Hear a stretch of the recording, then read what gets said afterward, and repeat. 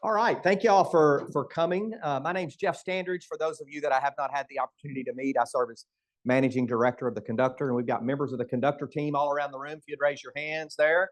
There you're almost not on the team. I'm sorry. No, but you act like you are. We feel like you are.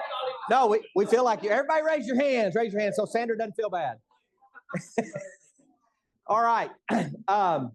Appreciate you being here. For those that are logged in via Zoom or Facebook Live, wherever it is that we're broadcasting this, I don't even know. Somebody asked me that. I was like, yeah, I don't know. I'm just going to go and talking a little bit about sales. I like to call it selling like a pro. How many of you selling your profession? You are actually a salesperson, and that's what you get up every day to do. All right. How many of you it is a critical function of your business? How many of you you're just here because you thought they were serving lunch? Okay, good. All right. I love Zig Ziglar. If anybody knows Zig Ziglar, one of my favorite quotes by him is timid salespeople have skinny kids, and that is the case. He used to also talk about a particular restaurant that was opened up. He had some of the greatest kind of conundrum phrases. You know, he'd say, "Oh yeah, we can't go eat there. Nobody ever eats there. It's always too busy." Get it? Yeah. So timid salespeople have skinny kids. And so what that basically means is that if regardless of whether we are in a sales role or we are in a business where sales are required, which is virtually every business, we have to understand that sales is a critical function of every business. So we're going to go through a lot of ideas today. And so I just want you to jot down things that stick out to you that maybe you hadn't really ever thought of.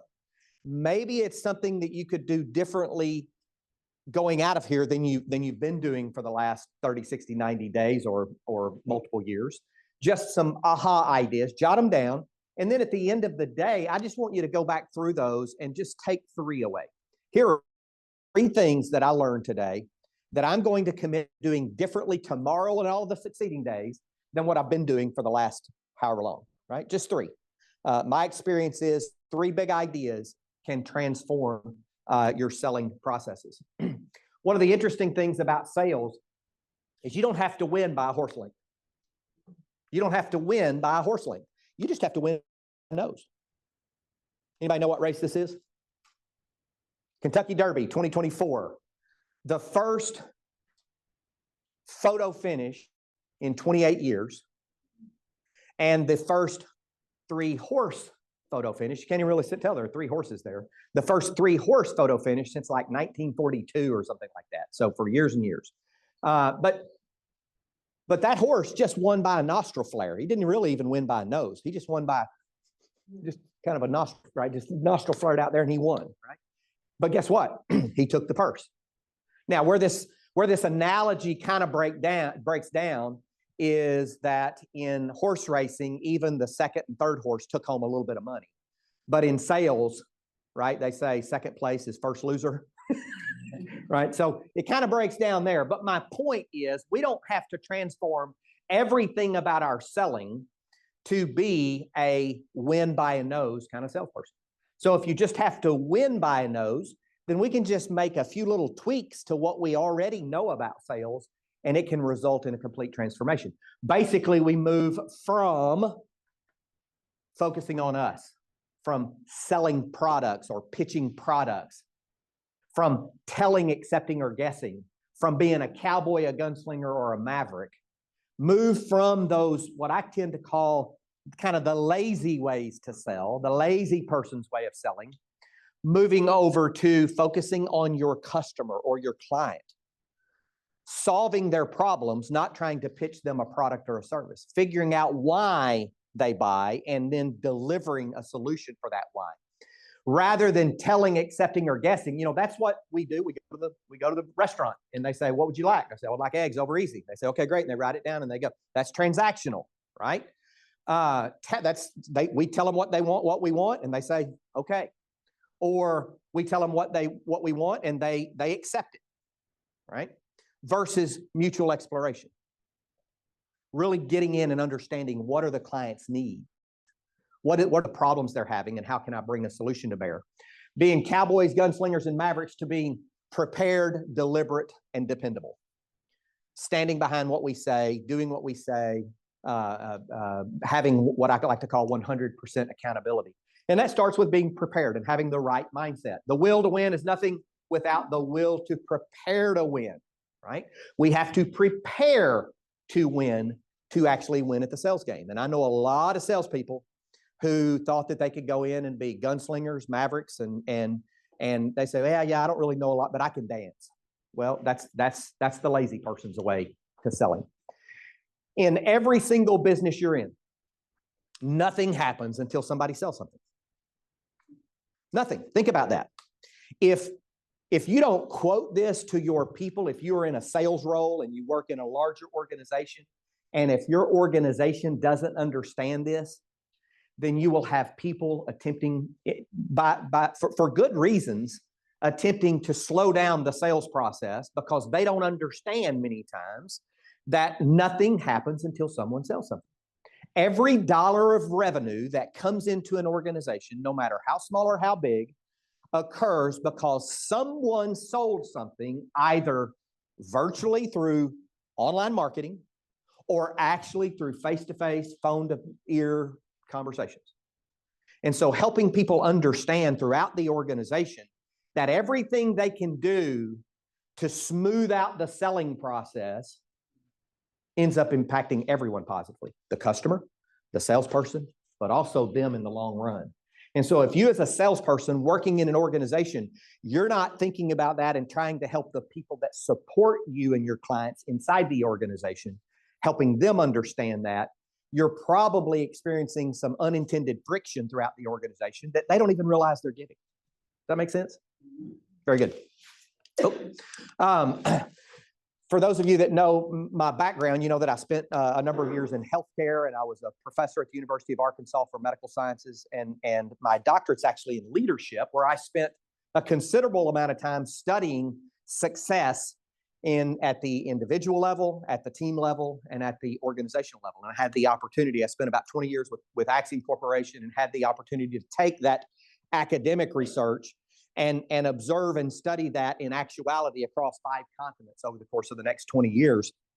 The last 4 or 5 years I was there, I actually led a sales team that was, when we took the team, was about 70 million and actually grew to about 100 million. But the interesting thing about that is when I worked in multiple geographies around the world, I was actually working with the small business equivalents of the Citibanks, of the First USAs, of the Edward Joneses, and what have you. I was doing that with their small business equivalents in Poland, China, Saudi Arabia, Brazil, et cetera. So I've got some experience at the enterprise level and some experience in the small businesses as well. One of the things that I have learned, and I use this definition, if you've been in any class that I've talked about leadership or sales or what have you, I've talked about this definition of leadership. This is Jeff Standridge's definition, but I tell people I've begged, borrowed, and stolen enough elements of it that I feel like I can use it without being accused of plagiarism. They might accuse me of paraphraserism, but anyway, leadership is the most important requirement for business and personal success. In simple terms, it's defined as the willingness to be held accountable for results and then to deliver on that responsibility, no matter what the external circumstances, situations, or pressures.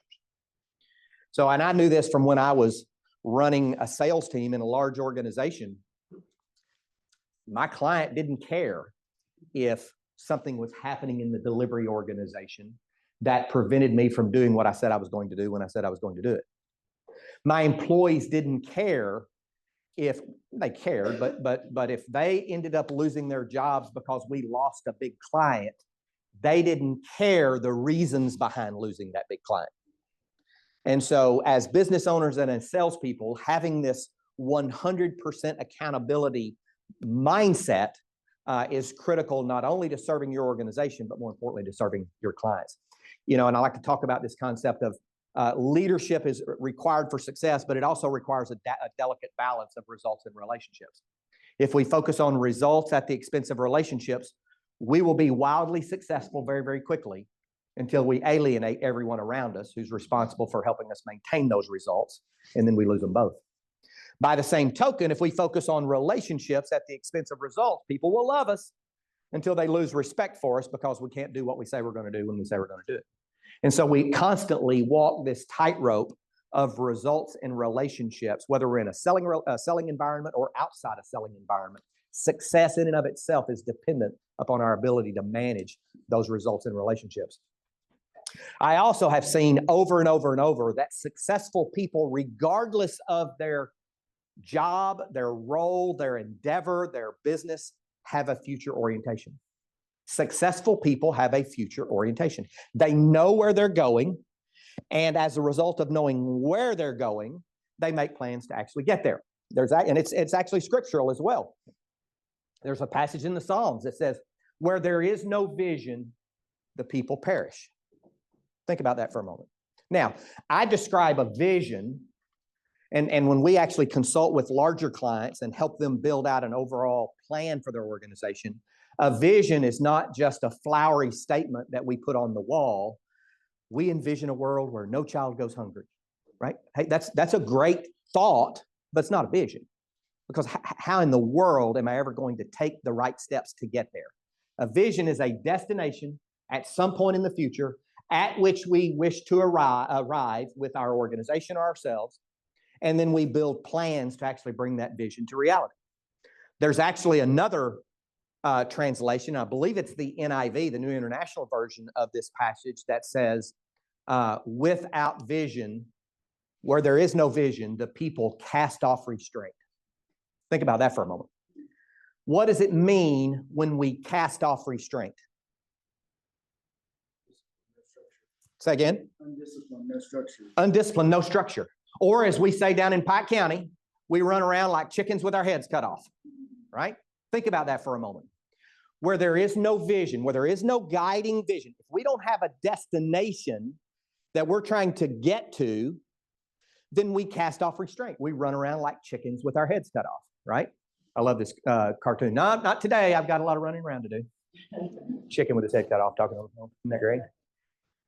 And so vision actually helps us determine what are the restraints and constraints we need to impose upon ourselves so that we can be most productive, waste as little energy as possible, bringing that vision about. And for many people that are in sales organizations, it could be a sales goal that drives that vision. It could also be a deeper sense of why. Why is it important that you be successful as a salesperson or successful in your business or successful in whatever endeavor? Why is it important that you bring that vision into reality?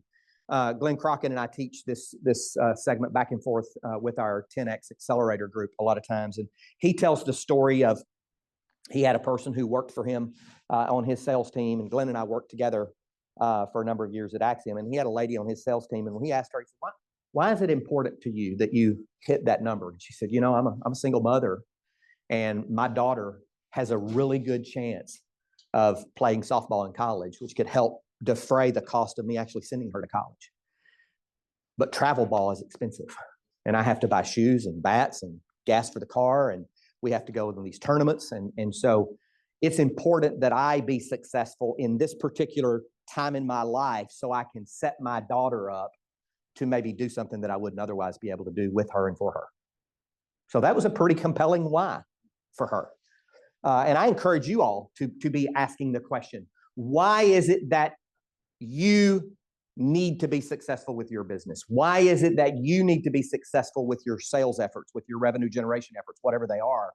I like to start with what I call the foundations: my faith, my family, my friendships, the financial impact, my personal fitness, free time. Those are the foundational, those are the important things to me, right? A lot of F's in there, right? That helps me remember them. And so then ask, well, how does your work make your why possible? I went through a period a few years ago, and this is beyond just sales, where leading a big team, I had 500 people on 5 continents around the world, and I said, I wonder what my calling is in life. What have I been particularly called and gifted to do? I'm pretty sure I wasn't called to sell data to marketers trying to better target their consumers. But I had a $75 million business that's what my day job was. But then when I stepped back and I started thinking about where I spent my time and where I got energy from my time and where I walked away from my office feeling I had accomplished some things and where I hadn't, it made me realize it was when I was having one-on-one conversations with those 500 people around the world. And we were talking about personal finance. We were talking about parenting. We were talking about church and non-church related conversations. We were talking about being successful in sales. We were talking about a variety of things. And when I walked away from there, that's when I felt energized. And it made me realize that everybody has a calling, something that they were specifically gifted to do. And for some people, their calling is their vocation, or their vocation is their calling. For instance, I have two daughters who are nurses. One's a pediatric oncology nurse, one's a neonatal nurse. My wife was a pediatric nurse practitioner. Her dad was a pastor. I have another good friend who's a counselor, licensed professional counselor. I have no doubt that their calling happens to be their vocation and their vocation happens to be their calling. But that wasn't the case with me. I was selling data to marketers trying to better target their consumers. So I figured out that in my own mind that, yeah, everyone has a calling. For some people, it's their vocation. For other people, if they can figure out the difference, their vocation supports their calling. And that's what the case was with me. It afforded me the opportunity to do things that I felt like I was particularly gifted at doing. It afforded me the opportunity to speak in front of groups on leadership and team development and other topics. It afforded me the opportunity to do some things financially for causes about which I'm passionate that I wouldn't have otherwise had to do. And so when I figured out that connection between my why and my vocation, my calling and my vocation, it was a complete and total game changer. I spent another 10 years at that organization after I had asked myself, what am I doing here? Is this really what I was called to do? But when I figured out the connection, it made a huge difference. And I would even submit it was probably some of the most successful times in my life from a financial perspective, because guess what? I went to work and sold data to marketers trying to better target their consumers for a whole different reason. I still did the same thing, but I did it because I understood the connection between how my work made my why possible. Make sense? Good, good. So let's talk about some other sales principles. The less you sell, the more you sell. What do you think that means? No one likes to be sold on something. No one likes to be sold on something, exactly. So let's take this, right? If I say the word salesperson to you, what do you think of? You think of, I've already heard it. You think of this, right? Hey, let me put you in this little baby. She's sweet, right? If I say consultant, what do you think of? Say again? Somebody's there to help. There to help? Professional. Professional. I've heard expensive before, right? And so, yeah, somebody who's their professional job is to help solve problems, right? If I say the word trusted advisor, what do you think of? Say again? Professional. Highly recommended. The trust is there from the beginning. Say again? The trust is there from the beginning. Trust is there from the beginning. You may share things with them you wouldn't share with a consultant or with somebody else, a salesperson, right? So yeah, financial advisor, CPA, someone who, attorney, etc. Now, let me ask you this question. If those of you, if you've heard me ask this question before, don't Google it and find out. Who won the Academy Award for Best Male Actor in a Motion Picture in 2024? Best female actress? Best motion picture? Guess what? That's the exact response I get every time I ask that question. Now let me ask you this. How many of you can name a teacher or a coach who changed your life? Virtually everyone. Virtually everyone, right? We don't even remember what popular culture tells us is important. We don't even remember it 5 months down the road.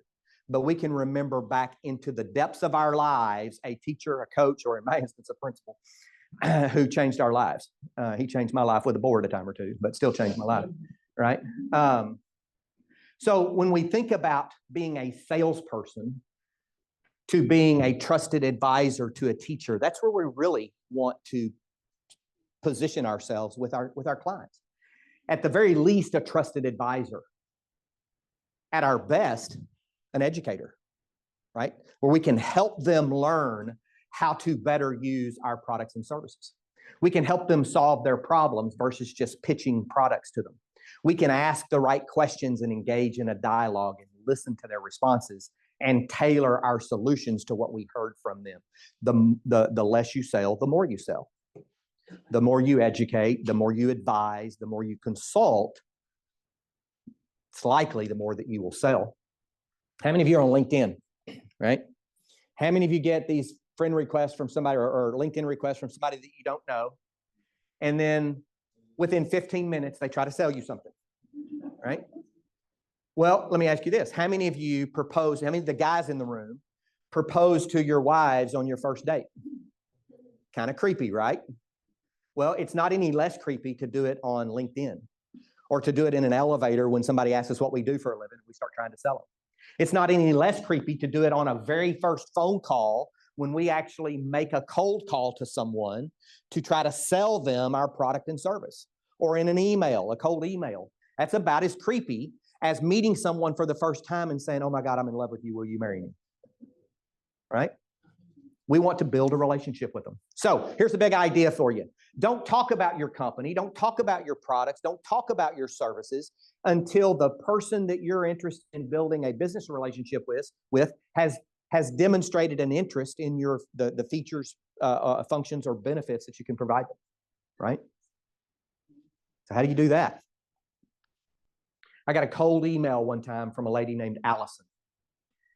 This is when I was leading a sales organization, and she said, Jeff, my name's Allison, and I have some ideas that I think can help you land your next 10 customers. Would you like to talk? Now, at that time, when I got that email, a cold email from me would say, hi, my name's Jeff, and I'm blah, blah, blah, blah, blah, and with Axiom, and we do blah, blah, blah, blah, blah, blah, blah, blah, blah, blah, blah, blah, blah. I tell people that I would we all over my clients, or we all over my prospects. We do this, and we do this, and we do this, and we do this, and we do this. Guess how many responses I got back? Usually 0 or something slightly above 0. Sometimes slightly less than 0. Do you think I called this lady back or emailed her back? I did. And we had a good phone call, decided that it was not the right for us to do business. She actually decided it and told me that, yeah, you know what, we're probably not the right fit. Way, way, way up on the trust continuum with her after getting that email, having a 15-minute conversation, and her saying, look, I'm not going to try to sell you something if I don't feel like you need it. All right? So don't talk about your company, your products, or services. Don't we all over your clients. Talk about the benefits that you can provide them. Give them value before you ask for anything in return. If you're heavily involved in digital marketing, don't always get out there and just talk about your company. Give them value. Educate your potential prospects, because you would be surprised at the prospects that will emerge because they learned something from something you said or did previously. So give them value before you ask for anything in return. Anybody ever read The Go-Giver? Go-Giver, it's a great, great book. I encourage you to do that. It's a short book. It's written in parable format. I've given it to a number of people, and multiple of them have come back to me and said, that book changed my life, or that book changed my perspective. A couple of laws you'll read about in that book are the law of compensation and service, number 1, which basically says your compensation is directly proportional to the number of people you serve and the value with which you serve them. Now, that can be your personal compensation as a salesperson. That can be the revenue of your company. It can be on an individual level, it can be on a collective level. But you think about the number of people that you're able to serve, and the value with which you serve them is directly proportional to how you get rewarded on the back end. But it starts with value and service. Value and service.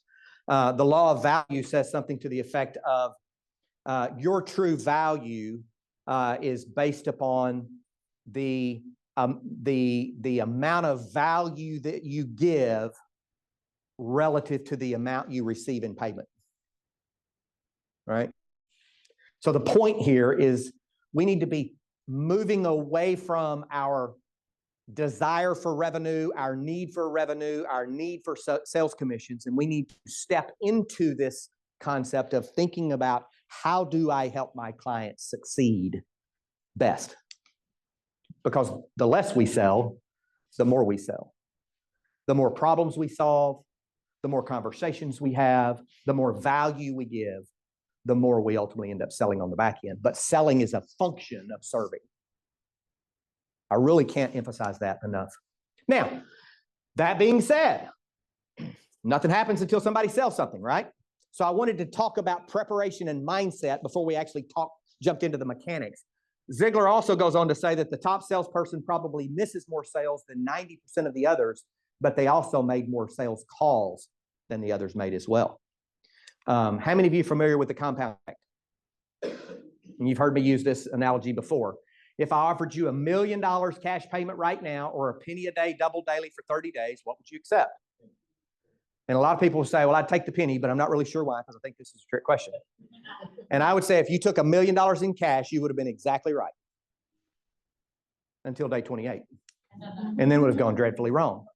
Because at day 28, it would have crossed over the $1 million mark to 1.3, 2.7 in day 29, and 5.4 on day 30. You see, the compound effect says seemingly small actions consistently applied over time yield massive results. That's the whole concept of the compound effect. Seemingly small actions, putting a few dollars a month into a compounding rate of return over time generates, that's the whole idea behind a 401k, right? Seemingly small actions consistently applied over time yield massive results. Here's the deal. The compound effect is always at work. It's always working. The question is it working for us or is it working against us? Because it's always working.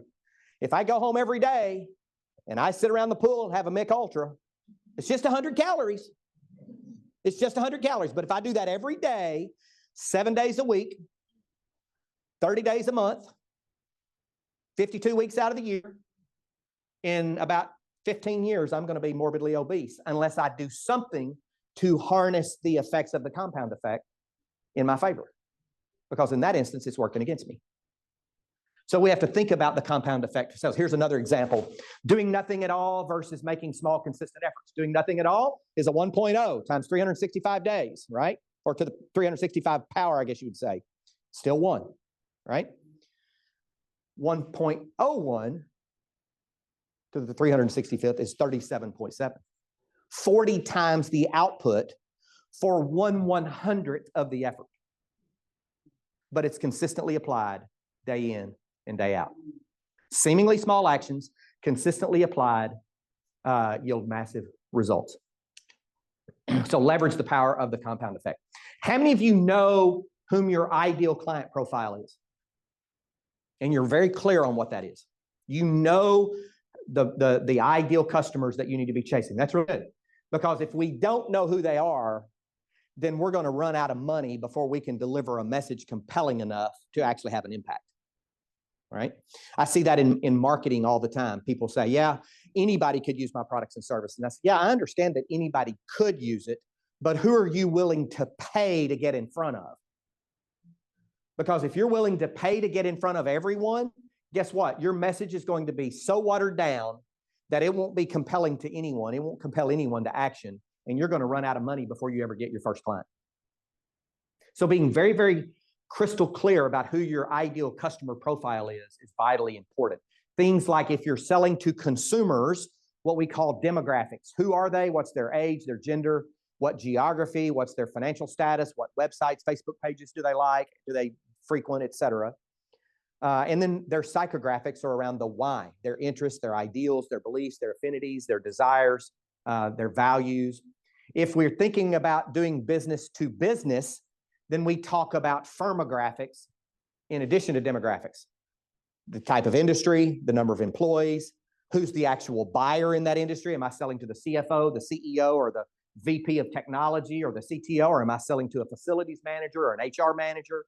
Who's the ideal buyer? Who's the one making the economic decision to engage you in your services? All of them blend together to give you a clear picture. Now, keep in mind that when you are selling B2B and you're looking at the firmographics, it's still people that are making the buying decision.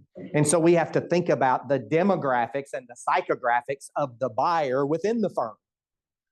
So it's not like it's firmographics or it's demographic psychographics. It's firmographics and demographics psychographics, okay? Build your dream list 100. Anytime someone comes to me and has a conversation about sales, I ask them, who's your ideal client profile? And how many do you have on your prospect list? Usually they say everyone and no one. Everyone's my ideal client profile, and I don't have an ideal prospect list. And I say, create a dream list 100. Who are the 100 people that you dream to do business with? Gather as much information as you can about them, and then think about ways of getting in front of them. Some of those dream lists will be direct buyers, right? Matching your ICP, people you know, people you don't know, but you know someone who does, or people you know of, but you don't know them personally. Maybe you've read about them or you've heard about them. It could then also be some top referral sources. Your top clients today, who are your best clients, and are you using them to help refer you to other clients, friends, family, or other centers of influence? So folks who have a regular audience with your ICP. So if your ICPs are this and you know that they happen to get in front of bankers and CPAs on a regular basis, okay, great. That may be somebody you want to put on your ideal client profile list, or as your dream list 100 rather. Okay, but create that dream list. Anybody can identify 30 people. Anybody can identify 50. When you start getting to about 60 or 70 or 80, you have to stretch yourself. And when you push yourself to actually create a dream 100, it requires you to think differently. And many times it rewires how you actually thought about who are potential direct clients, top referral sources, or other centers of influence. And I've seen people actually keep those lists very separate. They create a dream list 100 of their actual ideal client profile, and then they identified as many centers of influence and referral sources as they could, separate to that. Back to preparation and mindset. We have to do the work. Seemingly small actions consistently applied over time yield massive results. I've studied successful salespeople. I've hired and fired successful and unsuccessful salespeople. I've managed successful and unsuccessful salespeople. And here's one thing that I have observed that is the difference between a top performing salesperson and an average salesperson, average to below average, is that the top performing salesperson treat their prospecting as almost a religious practice. They block time on their calendar and they do it every single week, if not every single day, with almost religion, right? They block time on their calendars, and they have assessed, they've tried it at different times throughout every day of every week, and they figured out, Tuesday mornings before 8 o'clock and Wednesday afternoons after 4:30. Those are my best times. So guess what? That's when they block on their calendar. And they set themselves a goal, and they say, I'm going to call 10 people before I go home today. I'm going to call 10 people before I actually even open my email. Certainly before I look at social media, right? Or I'm going to send 10 emails or what have you. Know your numbers. When I talk about knowing your numbers, if you've got a sales goal and you know what you're trying to generate in terms of sales, then you should be asking yourself the question, well, what's the average sale within my business? So how many of those do I have to make in order to get to my sales goal? And then you ask yourself the question, well, what's my close rate? When I get in front of somebody that I'm talking to them about my products and services, how many do I close? Well, I close maybe 30%. Okay, well, you can back into, okay, then I got to get in front of this many people. So here's my revenue goal. Here's the number of sales I have to make. Here's the number of people I have to get in front of. And here's the number of people I have to reach out to and contact. So know what the numbers are and work your numbers. Set, pursue, and track weekly activity goals in terms of contacts, meetings, proposals, deals, whatever your selling process is. You've got to know your numbers and your activity, seemingly small actions, consistently over time. That's your activities, right? Use a cadence to get in front of your dream list 100 on a regular basis.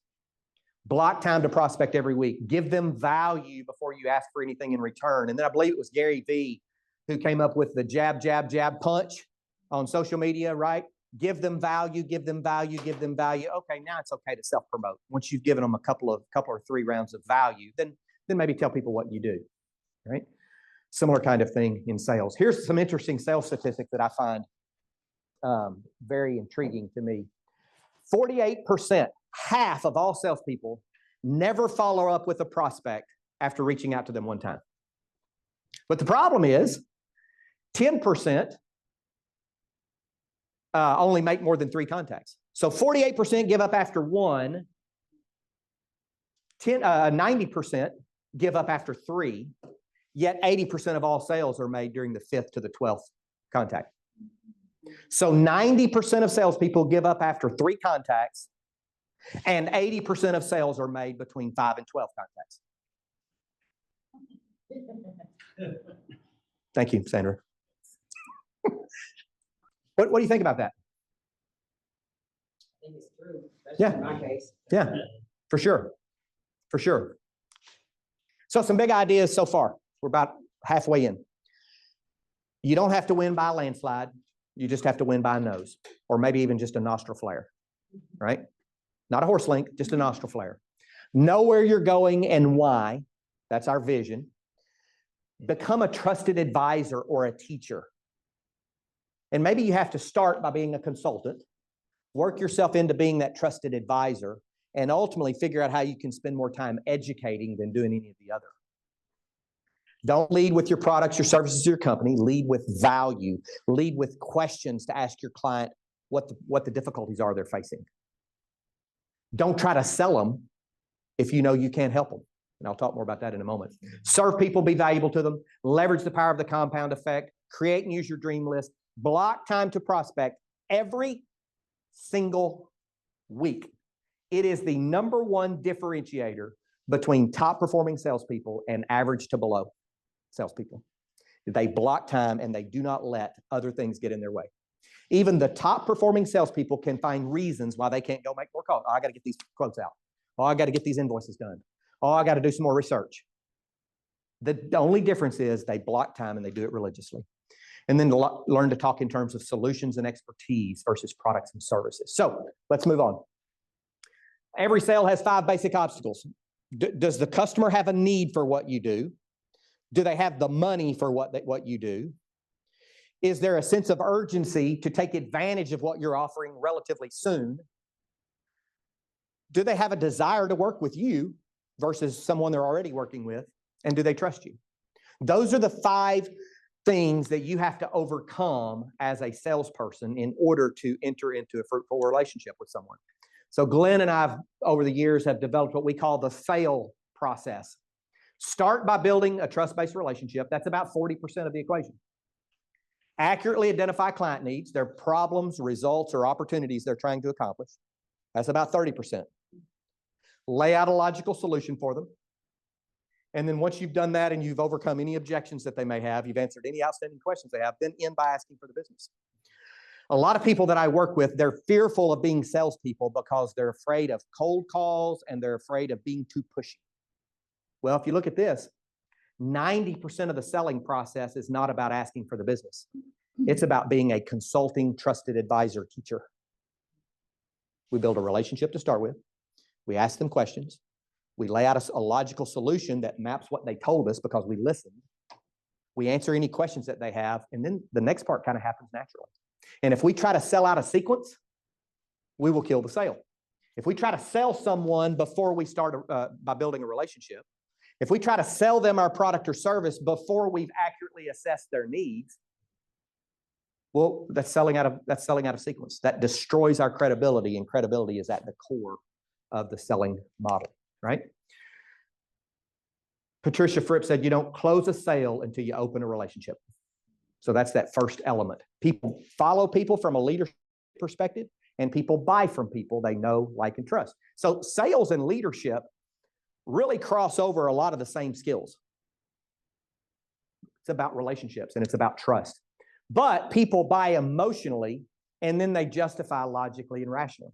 So we need to think about that because some of us are very logical and rational people. And if we lead with logic and we lead with rationale before we understand that people actually buy emotionally, then we're probably going to miss the mark early in the relationship with them. We need to understand how to make that emotional connection. And here are the reasons why. You know, we've got this part of our brain here, the parietal lobe, that's kind of the thinking brain. That's where people make logical, rational decisions. And then we've got this amygdala kind of at the base of our brain, which is where we make instinctual decisions. The reptilian brain, right? The reptilian brain. This is where we make decisions about safety, danger, like, dislike, good or bad. And we will not get to the thinking brain until we first pass the sniff test at the reptilian level, at the amygdala. So we have to make a reasonable emotional connection with them. We have to demonstrate that we have positive intent. And that's the good news. You can screw up the sales process, but demonstrate a positive intent for your client and a positive intent with your client, and you may still salvage a relationship. You can nail the sales process, but don't come across to your client as though you have a positive intent for their well-being, and you'll never get there. So the good news is that our intent counts more than our technique if we are clear in making that intent clear to our customers or to our prospects. It goes back to the rules by Lou Holtz, right? Lou Holtz said that you really only need 3 rules to live by throughout your life. Number 1 is do the right thing always. Number 2 is do everything to the best of your ability within the time allotted. And number 3 is show people you care. And he said we can get by in life with just those 3 rules because everyone we come into contact with is just asking 3 basic questions. Number 1, can I trust you? Number 2, are you committed to excellence? And number 3, do you care about me? And if I do number 1, 2, and 3 proactively, then I've answered those last 3 questions before they even have to ask them. So I cannot place enough importance on the necessity, the absolute necessity of making a personal and emotional connection with your clients and demonstrating to them without question your positive intent for their well-being.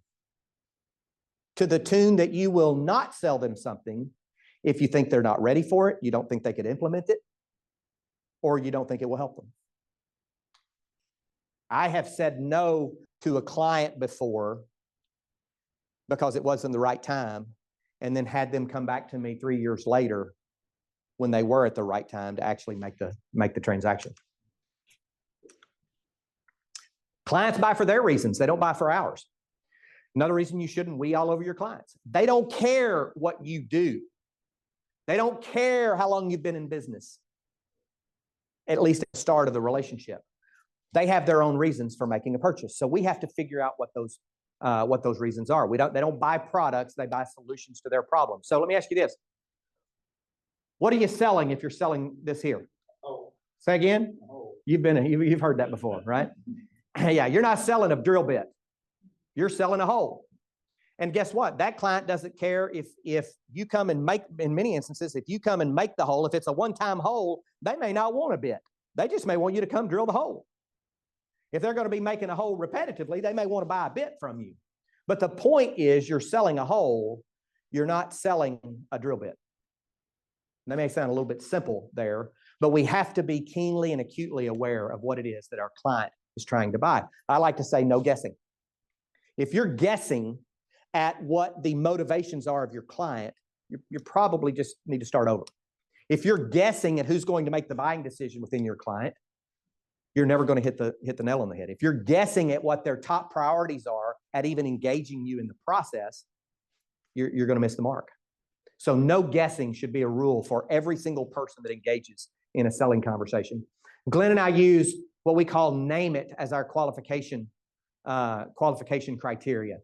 Number 1, they have to have a need. Do they have a need for what you do? A true need that you have assessed and you have determined is a need for what you can actually do to help them. Number 2 is the person with whom you're working, do they have the authority to say yes? See, there's usually only 1 or 2 people within an organization that can say yes, and there are throngs of people who can say no. You want to get to the person who can say yes. It's why a lot of folks, when they're selling to households, they won't meet with just the wife or the husband because they know the objection that's coming. It's, yeah, let me talk to my husband and I'll get back with you, right? Now, they want to talk to the person who's making the decision, and in that instance, it's usually both. Do they have the money? A lot of salespeople shy away from the budget question during the selling process, and in doing so, spend a needless amount of time getting to know. And it would have been a lot less expensive to get to know 3 weeks earlier if they'd have just asked the question. Is there an intent or an interest in doing business with us? Do I feel like there's an intent or an interest in doing business with us? I have been in a situation before where I responded to a request for proposal, and the only reason that that company put out an RFP was because they wanted to squeeze their existing service provider on price. And I learned that the hard way. I spent several months and hours putting together a proposal. And then timing. Do we know what the timing is for their actual making a decision? And does that fit with what would be reasonable from what I need as well? But what is their timing for action? So do they have a need? Are they the decision maker? Do they have the money? Is there actual interest or intent in doing business with me, or is it a facade?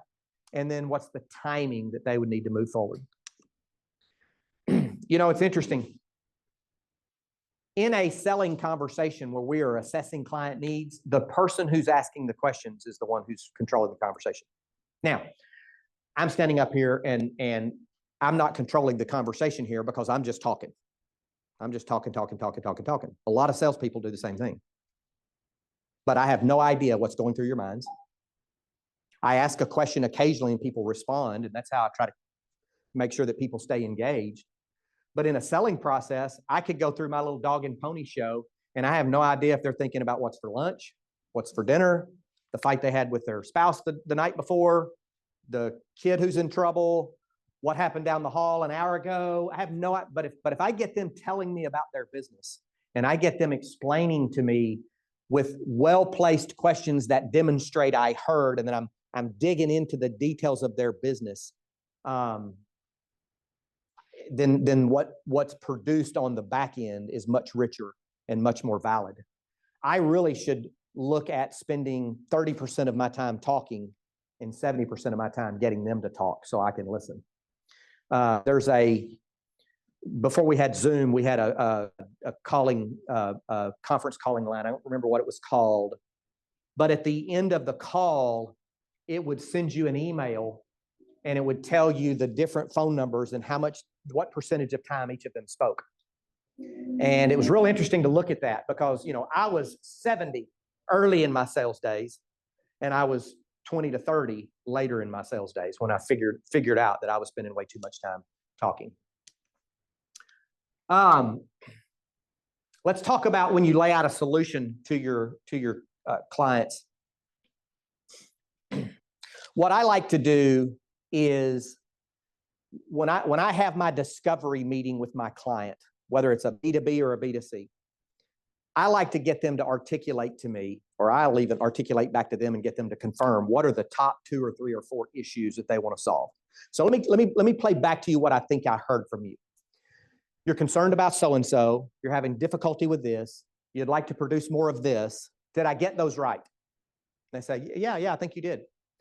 Did I miss anything? Is there anything else you'd like to add?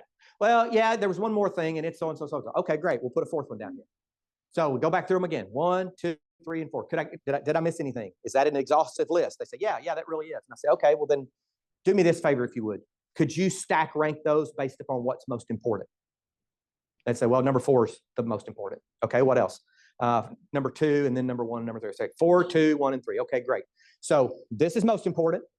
This is second most important, third most important, fourth most important. Did I get that right? Nothing else to add, nothing else to change. Okay, great. Tell you what, I'm going to go back with the team. We're going to put a solution together, and we're going to bring it back to you that talks about those 4 issues. Now, that's a great way to end a discovery meeting, because now you can lay out a solution, a logical solution that speaks specifically to the things that they told you. But I can't tell you the number of salespeople that I have seen who then go back, pull out their boilerplate template proposal, and provide a solution back to them that doesn't even talk about those 4 things, much less does it talk about them in the order of priority. Huge waste of time, effort, and value. So when you go back to your client, prepare to talk to them in the manner in which you left them, which was a prioritized list of issues that they're looking for you to solve.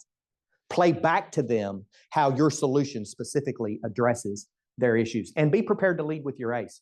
If you're in the B2B world, I have been in a situation before where I planned for an hour meeting, and it was to come back and deliver a proposal to my client. Planned for an hour, walked in there. The client, first of all, was 5 minutes late. The decision maker was 5 minutes late. And then he said, hey, by the way, I have a hard stop in 15 minutes. Right? Now, what should you do in that instance? Say again? Get straight to the point. I have seen salespeople look like a deer in the headlights and then say, okay, well, on slide number 1, and try to get through their 45 slides in the next 8.5 minutes, right? Be prepared to lead with your ace. Just say, oh, okay, well, I tell you what. I had some setup. Doesn't look like we have time for that. Go to slide 14. This is really what we're laying out for you. You told us these 4 things. Here's how our solution addresses each of those 4 things, etc. Right? Be prepared to lead with your ace. Be prepared to go off script, to go off PowerPoint presentation deck. Many times I won't even use a deck. I'll have one, but I will just talk to them in terms of the way I left them, the 4 or 5 issues that they wanted to solve, and talk about how my solution does that. And then I'll leave the deck behind for them to look at on their own time, right? A lot of people are concerned about objections. They feel like if they just breeze through the conversation, maybe the client won't ask any questions that's going to throw them off or won't throw up any objections. Now, let me ask you this question. What do you do when you're driving down Oak Street and you're headed east and you get here to this intersection, you cross over the railroad tracks in this intersection, and the light turns yellow? What do you do? What do you do? What? Whoever said slow down, you don't. Whoever said gun it, that's exactly what you do. You gun it, right? Let's see if we can get through there before it turns red, right? That's exactly what most people do in the sales process. If they're fearful that an objection is going to come up, they gun it on to the next point, hoping by the grace of God that this person doesn't bring up an objection. But here's the deal. I want to change your thinking about objections. Objections are actually buying signals. My wife had somebody come in and demonstrate a rainbow vacuum cleaner or something to us one time. And it was awful. It's terrible. I mean, nothing against rainbow vacuum cleaners, but it was like 5 hours of my life I'll never get back, right? And she kept asking, oh, well, tell me about so. Oh, well, and kept asking all these questions. I didn't ask a question because I had no intention of buying a rainbow vacuum cleaner. So I did not ask one single question. Well, my wife, I think she thought we were going to buy a rainbow because she asked all kinds of questions. If a sales prospect on the other end of your conversation is not engaging with you and asking you questions, that's not a buying signal. If they are engaging with you and asking you questions and putting up some objections, what about this, what about that? They are saying to you, I'm interested enough to have a dialogue with you. Help me overcome these objections, and you're going to get me much closer to actually saying yes, right? So don't treat it like a red light. Treat it like a yellow light, a true yellow light that we should slow down for, right? And then have the client turn the light either red or green. Say, hey, you know, Mr. or Ms. Client, I'm sensing that there are some concerns about this or that. You've had several questions along these lines. Have I answered those questions effectively for you? Do you still have that concern? Is that concern a showstopper? Because it would be a whole lot better to get a yellow light turned red earlier in the process than to spend 3 months and get a yellow light turned red after we've spent way too much time on it. Okay? All right. I'm going to go to the lead with the ace here, right? Final big ideas, right? So I gave you the first half, second half. Credibility is at the core of the selling process, number 1. Number 2, or associated with that number 1, is the way I maintain credibility is by asking the right questions, responding to those questions appropriately, and not trying to sell them on something that I'm not confident that they need, right? People buy from people they know, like, and trust, just like people follow people they know, like, and trust.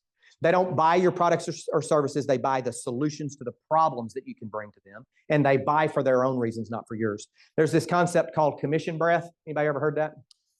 Commission breath is when you are desperate to make a sale because it's coming up on the end of the month or the quarter, and so you get more and more pushy the closer you get to the end of the month, the end of the quarter, because you know you got a commission check you got to earn, right? Well, guess what?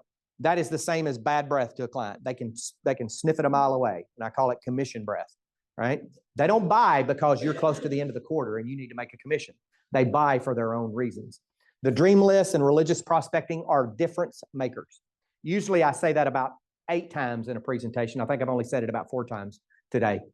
The person asking the questions is the one controlling the conversation. So when you are in a discovery meeting with your client, train yourself to understand them. Stephen Covey said, seek first to understand before you seek to be understood, right?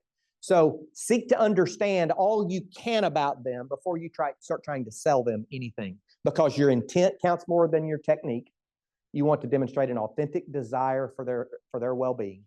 Slow down for the yellow lights, and keep in mind that 90% of the selling process, if we go back to our model, 90% of the selling process is just consulting.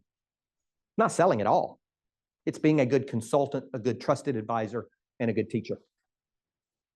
Questions? Anybody? 2 other things that I would add for you, and I want to make sure you see that, is this. Referrals require 1/15 of the effort of a cold call. 1/15 of the effort of a cold call. So think about that. 1/15 of the effort. If you don't have a systematic process to generate referrals in your business, then you are spending way too much time and effort to produce the amount of revenue that you're generating today. I like to tell my clients early on, hey, look, I'm going to do such a good job for you that you're going to want to tell some of your trusted colleagues and friends about the same kind of service that I provide. So I just want to set your expectation. Then in about 3 months, I'm going to come back to you and I'm going to ask you, how are things going? I'm going to ask you before 3 months, but I'm going to really come back and say, how have the last 3 months been for you? Have I done what I said I would do? And are you comfortable that we've delivered what we said we're going to deliver? I'm going to come back to you and I'm going to ask you that question. Then I'm going to say, can you identify for me 3 or 4 or 5 of your colleagues, partners, suppliers, friends, colleagues, or what have you, that you think could benefit from the same value I brought you? And then I'm going to ask you if you would either make an introduction or you would let me use your name.